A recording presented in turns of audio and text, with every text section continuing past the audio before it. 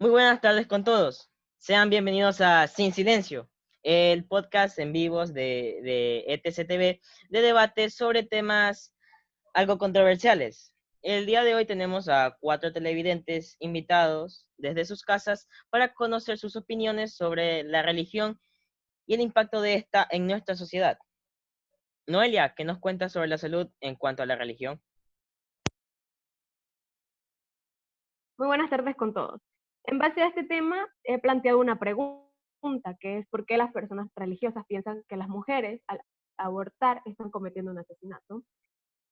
Yo pienso que todo esto principalmente es por la moral, y no digo que esté mal, porque muchos de nosotros nos basamos en la moral, ya sea en opiniones o en diversas cosas, perdón. Eso es lo que nos hace humanos.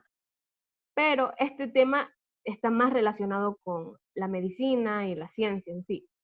Entonces, hay personas que dicen de que por el simple hecho de que el cigoto o el embrión tenga ADN humano, ya automáticamente es una vida humana. Entonces, no sé qué me puedan decir ustedes. Buenas tardes, abogado. Respondiendo la pregunta de nuestra compañera Noelia, de que por qué las personas religiosas piensan que las mujeres por abortar están cometiendo un asesinato. No tan solo lo dice la religión, también lo dice el artículo 61 del derecho civil. Y es además que si una mujer tiene bajos recursos o incluso no vive, le da, el mismo gobierno les da dinero para aunque sea poder mantener al bebé. Respondiendo la otra pregunta que hizo sobre el embrión, este entre las mujeres no se dan cuenta puede ser desde el primer mes o hasta el cuarto mes, que ya serían entre unas 18 o 5 semanas de embarazo. Y entre la semana 5 ya el bebé desarrolla una cabeza, que esa cabeza tendría cerebro y con esa que piensa, obviamente. Si hablamos de células con el genoma humano vivas, se podría decir que la extirpación de un órgano canceroso, eh, al extirparlo, estaríamos cometiendo un asesinato o algo por el estilo. Prácticamente estaríamos matando a miles de millones de células vivas. Y también en el caso de los trasplantes de órganos, estaríamos injertando millones de seres humanos en otro cuerpo humano. Por otra parte, se ha comprobado que antes de la semana 20 es casi imposible que el feto sufra o sienta alguna clase de dolor. En esa semana es cuando se produce la primera conexión de la médula espinal y el tálamo en base al cerebro. Entonces, el tálamo es un revelo sensorial de todas las vías y los sentidos, a excepción de la olfativa, que pasan a través de otra estructura. No estoy hablando de células exactamente, estoy hablando de características biológicas que hay cuando entre el padre y la madre, ya que de eso se trata la formación de un bebé. También en lo otro que dijo, la mujer, como acabé de decir, tiene el bebé, desarrolla el cerebro a los 5 semanas de embarazo, que obviamente desde ahí, desde el ombligo umbilical, ya la madre le alimenta a su bebé para su crecimiento. Entonces lo que usted me está diciendo de las 20 semanas está incorrecto. Pero el embrión no sería alguien independiente o prácticamente decidiría algo, porque es parte del cuerpo de la mujer. Porque si el feto fuera un ser humano independiente, automáticamente sería rechazado por el sistema inmunológico de la madre. ¿Por qué? Porque la mitad de sus genes proviene de ella y la otra mitad proviene del padre. Y todo cuerpo extraño dentro del cuerpo de la mujer es rechazado automáticamente. Pero en este caso, por tener los genes del padre, no es rechazado, es por alguna resistencia de tolerancia inmunológica que hace reconocer a las células del embrión como un órgano propio de la madre. En todo caso, para la biología, el embrión es simplemente un embrión y no es un ser humano. En todo caso, es un proyecto de ser humano que necesita una serie de pasos que ocurren dentro del útero para llegar a ser una vida humana. Señor Otto, ¿qué nos cuenta usted? Muy buenas tardes, abogado William. Para ir conociendo ciertos aspectos de la iglesia con la política, antes de comenzar, debo decirles que en primer lugar la iglesia no desea el poder político, ni mucho menos apoyar en él su acción evangelizadora. Esto por experiencia vivida durante la historia. Buenos puntos, ¿no? Pero ahora estamos en un mundo actual, pero en base a aquello, solo que se interfiera como un estilo de pensamiento en la ciudadanía, que no influya por mayor en las decisiones de un Estado a consideración. Hay algunas personas que son de distintas etnias, creencias, y pues que mejor sea seguro que utilizar no religiones en un sistema político para alguna base de igualdad, independientemente de que... Correcto, pero si vemos bien, la iglesia también lucha para que las etnias y los respectivos indígenas tengan derechos, todas las personas en sí. Los católicos tienen obligación de participar en la política. No solo los católicos, cualquier persona de distinta creencia, ya bien dicho, etnias, puede participar en la política, pero no como una obligación, a menos que se tenga que sufragar. Entre otros estados, se rige ante las normas que tiene establecido. Bien dicho, sufragar sí es una obligación, pero participar en la política es muy diferente. Por ejemplo, promover partidos políticos, entre otras acciones que generen ganancias solo por participar. Nadie debe pretender su posición que sea única y válida. Esto se ve mucho en las personas, ya que es muy común que juzguen sin saber. Ok, ok. Mira, exacto, esta idea prevalece, pero no solo lo dice el Evangelio, es algo de moral para la igualdad humana o común entre nosotros. Claro, mira, en sí creo que más se basa en la moral. La moral, como la mayor de la población sabe, se basa en los pensamientos de cada quien. Se puede decir que se adapta a nuestra fe.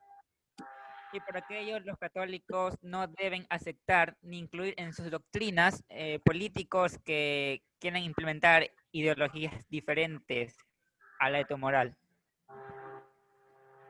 Concuerdo con varios puntos. Una doctrina no debe negar las libertades del hombre, pero siendo muchos en el mundo, se ve complicado mantenerlo y solo se regiría un sistema económico para, por ejemplo, como excusa para mejorar la calidad de vida. En cierta manera, esto se limitaría a costa de ideales, que es lo mejor a nuestras necesidades, por así decirlo. Dices que son mejor los ideales, ¿no? Actualmente las ideologías promueven mucho el ciclo económico. Ahora ya ni es una problemática el diezmo impuesto antes a la población. Ahora es como hay un pago obligatorio para apoyar a ideologías gratuitas, que esto no solo me afecta a mí ni a ti, sino a todo el país entero. Por lo tanto, consideramos que los obispos como sacerdotes no tengan ningún acercamiento a estas pagas. Ok, pero no solo los sacerdotes, tanto obispos, tienen el derecho a participar. Bueno, pueden hacerlo, simplemente que no se cometan los mismos actos que en el pasado. Por ejemplo, violar derechos humanos, o sino que su cargo sea de mayor relevancia, ni mucho menos que se aprovechen de ellos para lucros personales. Y bien dicho, ahora actualmente se cobran al menos impuestos para invertir en cosas públicas como beneficio para otros. Lucros personales.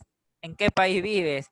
Los banqueros en Ecuador a diario se roban la plata del país y la gente no dice nada. La iglesia solo coge una pequeña parte de las ofrendas y hacen tanto escándalo, ¿no? Y recordando que rara vez van a la iglesia o apoyan a la iglesia. La iglesia tiene como función defender los derechos humanos y en estos derechos tiene en apoyar, promover y ser consciente ante las crisis sociales que existen actualmente.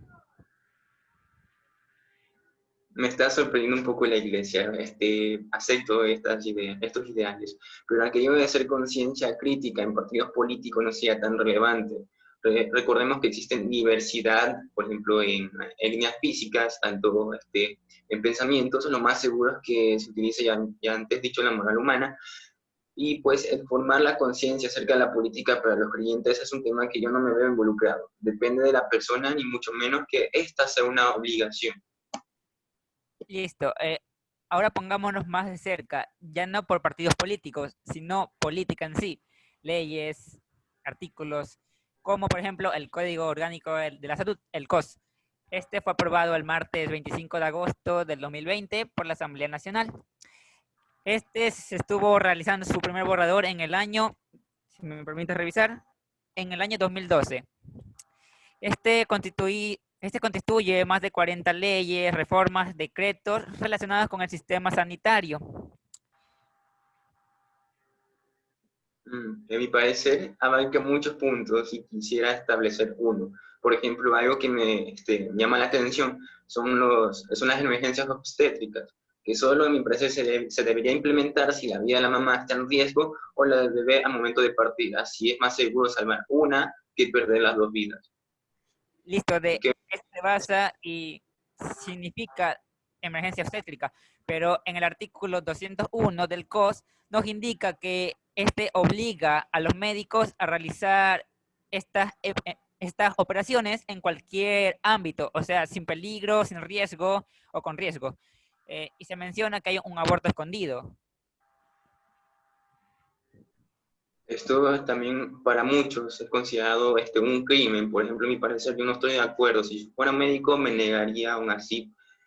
Cruelmente, por ejemplo, si una práctica no es ideal para mí, yo personalmente renunciaría. Y pues, además, un punto que está como entrelazado para que no pase aquello, un aborto, por ejemplo, en casos particulares que no fue prolongado por una violación, es mejor implementar campañas para educar y dispensar los anticonceptivos, lo cual es fundamental su implementación para que el tener relaciones sexuales sea una práctica de equilibrio emocional y pues para obviamente prevenir embarazos no deseados. Noelia, ¿qué nos puedes decir a continuación en cuanto a la educación?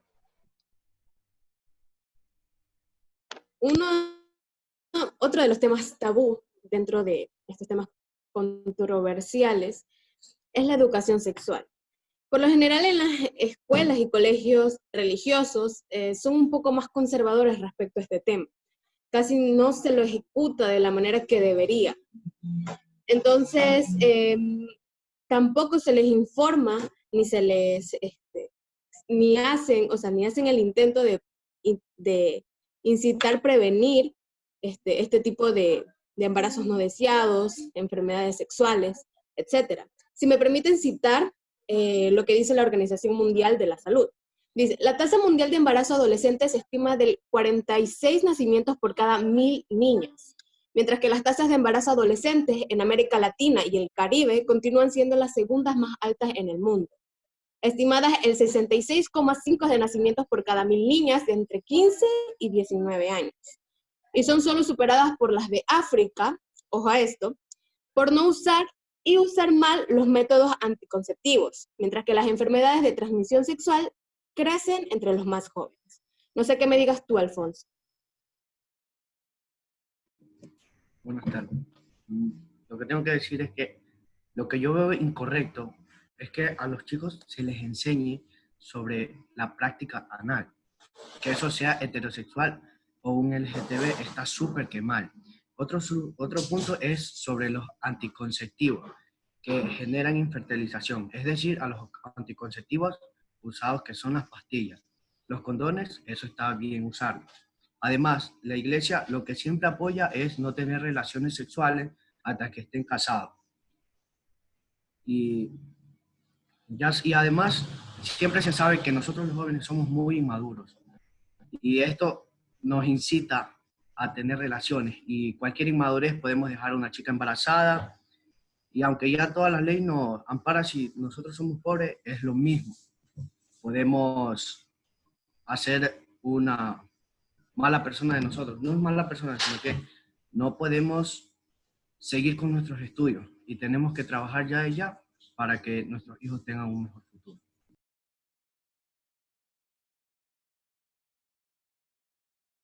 Pero si lo piensas bien, es el mismo pensamiento errado, porque así como no vas a evitar que las parejas tengan sexo después del matrimonio, tampoco vas a poder evitar que las personas homosexuales tengan práctica sexual, ni que las personas heterosexuales agreguen este tipo de práctica sexual a su intimidad. Entonces yo pienso de que si no se educa de la manera adecuada, ya sea en higiene o forma de cómo utilizar los preservativos, de todas las formas, porque aún así es indispensable poder prevenir este tipo de embarazos no deseados, porque por lo general la iglesia es la que apoya que las mujeres no aborten. Entonces, yo creo que si no se hace de la manera correcta, se va a traer muchas consecuencias y también ignorancia. Aquí te voy a decir algo que tú dijiste. No creo que nosotros permitamos que nuestros hijos de 16 o 14 años se casen, porque es una temprana edad muy pequeña. La mayoría de gente se casa entre los 25 a 30 años. No creo que esa edad sea buena para tener un futuro bien planeado, con trabajo, etc. Y es decir, que ya tienen un futuro pensado para sus hijos. Y como ya te dije, la práctica anal no es algo reproductivo. Y también lo que se habla de los jóvenes es sobre el porno, que mucha gente dice que está mal, pero es algo ya normal, que se ha visto siempre, sino que obviamente ha ido evolucionando. Pero yo pienso que la educación sexual ni la práctica sexual no solo debe llevarse con el fin de la reproducción, porque seamos realistas, actualmente niños ya tienen prácticas sexuales y no con el fin de reproducir más niños. Por lo tanto, si no, no tendría sentido de que se promuevan los preservativos. Yo pienso que si es con el fin educativo y ejecutado de una manera comprensiva y lo suficientemente real, sin poner ideologías que ven en el porno, porque eso no es real, ni que lo inviten o inciten a hacerlo a su edad, para mí está bien, solo como fin informativo y de precaución. Eso sería todo. Y eso es todo por el programa de hoy. Muchas gracias a nuestros invitados.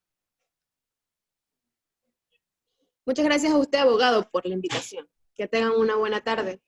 Y no olviden seguir nuestra cuenta de Instagram de ETCTV y seguir sintonizándonos. Hasta la próxima.